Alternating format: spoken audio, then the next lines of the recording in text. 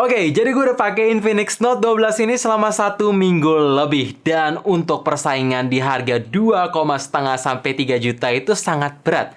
Pertanyaan selanjutnya, apakah HP ini bisa bersaing dan layak dibeli? Itu kan yang pengen kalian tahu. Jadi gue akan bahas semua hal yang sama, hal yang baru, dan hal apa aja yang masih bisa diimprove di HP ini. So, welcome back to Up to Date Aiden Channel. Nama gue Greg, dan langsung aja tanpa basa-basi lagi, let's check it out.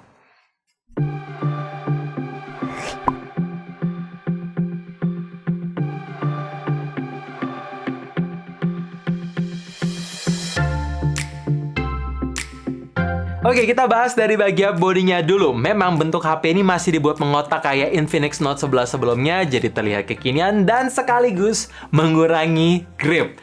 Tapi dalam segi desain ini fresh, karena biasanya Infinix cuma main dalam segi warna aja. Sekarang, kalau kalian perhatiin di bagian atas, ada frame yang dibuat mengkilat, terus di dalam kameranya pun di-frame-in lagi, dan di bagian keseluruhan back cover menggunakan tekstur doff matte halus. Jadi ada 2 tone finishing sekaligus ada 2 tone warna yang terlihat keren.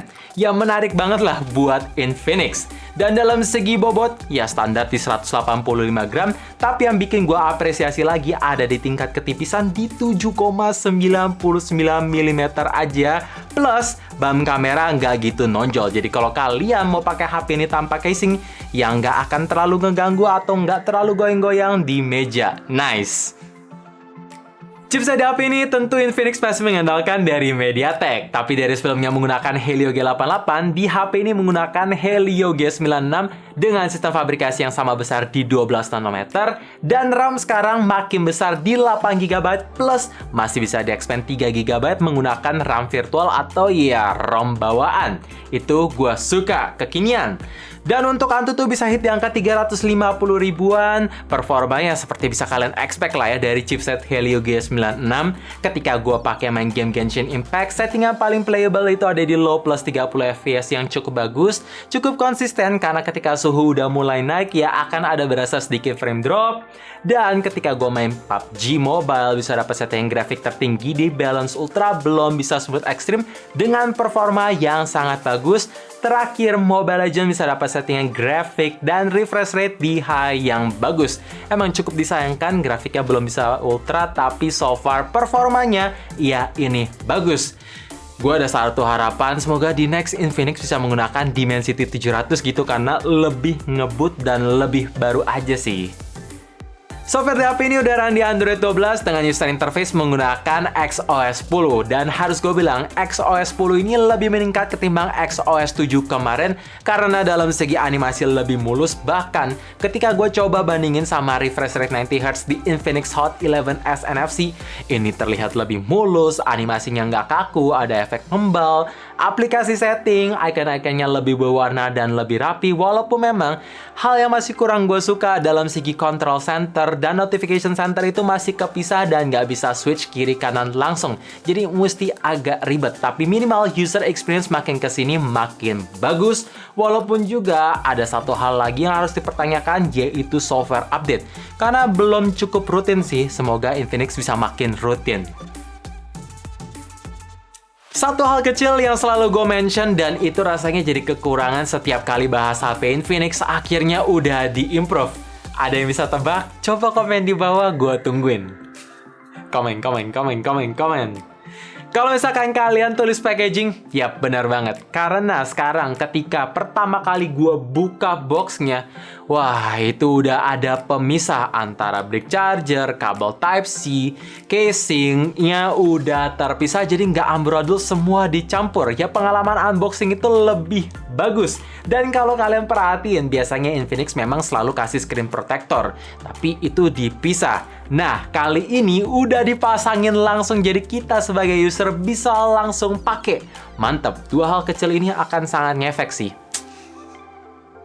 HP ini punya kapasitas baterai sebesar 5000 mAh yang oke lah, udah jadi sesuai standar tahun ini. Ketika gue pakai untuk push rank dan nonton YouTube menggunakan koneksi WiFi, bisa dapat screen on time nyaris 7 jam yang dibilang boros juga enggak, dibilang awet juga enggak. Yang pasti, ini bukan kapasitas baterai 5000 mAh terawet yang pernah gue coba, mengingat koneksi yang gue pakai itu adalah Wi-Fi only, dan refresh rate hanya mentok di 60 Hz, bukan 90 Hz.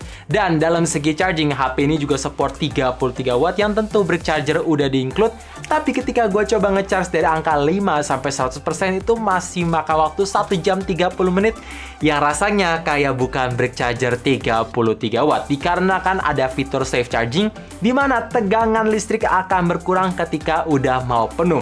Gue berharap semoga fitur safe charging ini bisa dimatiin supaya kalau user buru-buru pengen ngecharge ngebut, ya bisa dapat pengalaman ngecharge 33 watt. Tapi harus diakui untuk baterai standby di HP ini tuh power consumption-nya sangat minim, dan ketika chargernya udah mentok 100%, otomatis auto disconnect. Itu keren. Speaker HP ini sudah menggunakan sistem stereo yang penempatannya cukup bagus. Iya, satu ada di bagian earpiece dan satu lagi ada di bagian bawah kanan yang menghadap ke bawah. Jadi kalau kalian pegang landscape kayak gini, salah satu speaker tidak akan ketutup asal jangan dilakukan sebaliknya. Dan ngomongin soal kualitas suara, ini kenceng banget, saking kencengnya. Suara bass dan treble itu jadi agak mendem dan cenderung lebih kasar aja vokalnya. Nah, buat kalian penasaran gimana sound quality, make sure pasang earphone dulu ataupun headset, langsung gue play di volume 100%.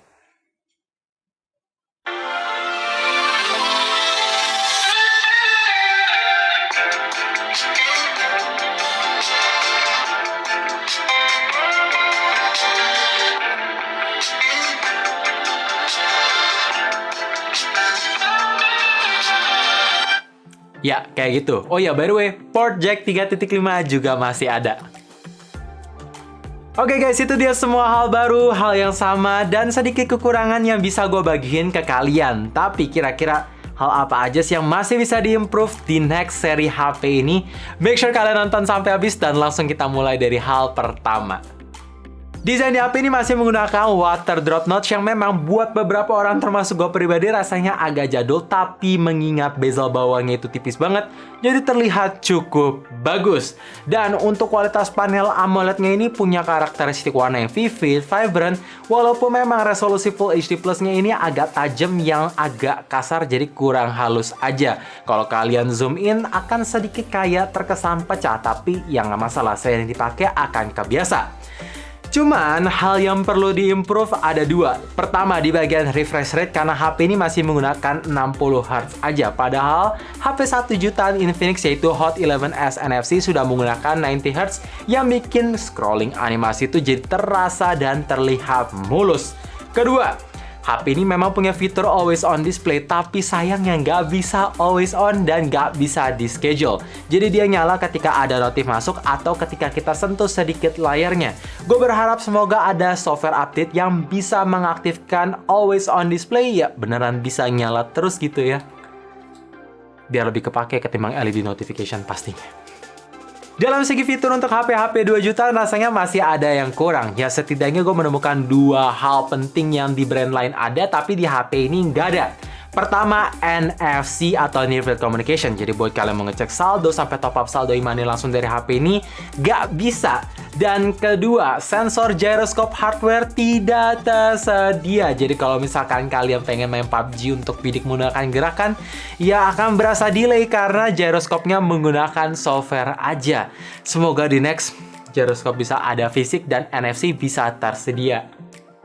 Kamera belakang di HP ini menggunakan dual setup kamera yang resolusinya masih sama besar di 50 megapiksel dan ada 2 megapiksel depth sensor alias lensa ultrawide, lensa favorit gua yang biasa kita temuin di HP-HP 2 jutaan masih belum tersedia. Untuk kualitas foto juga dalam segi backlight ini masih agak jadi pantangan. Iya, berasa gelap, highlightnya kurang walaupun dalam segi detail ini tajam karena ada extra software sharpening.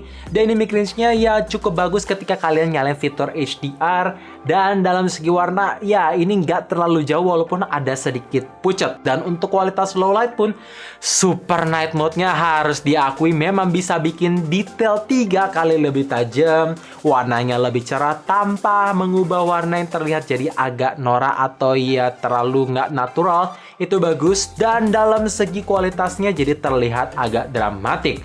Mantap. Dan untuk kualitas video, ya ini masih bisa diimprove. Memang seperti ciri khas Infinix, HP ini bisa support sampai resolusi 2K, tapi sayang nggak stabil. Gue sendiri lebih prefer resolusi rendah di 1080 aja cukup, tapi stabil. Dan ya, intinya HP ini tidak ada stabilisasi di bagian kamera depan dan belakang. Dan untuk kualitas backlight foto kamera masih perlu diimprove di nextnya, beserta lensa ultrawide juga jangan lupa.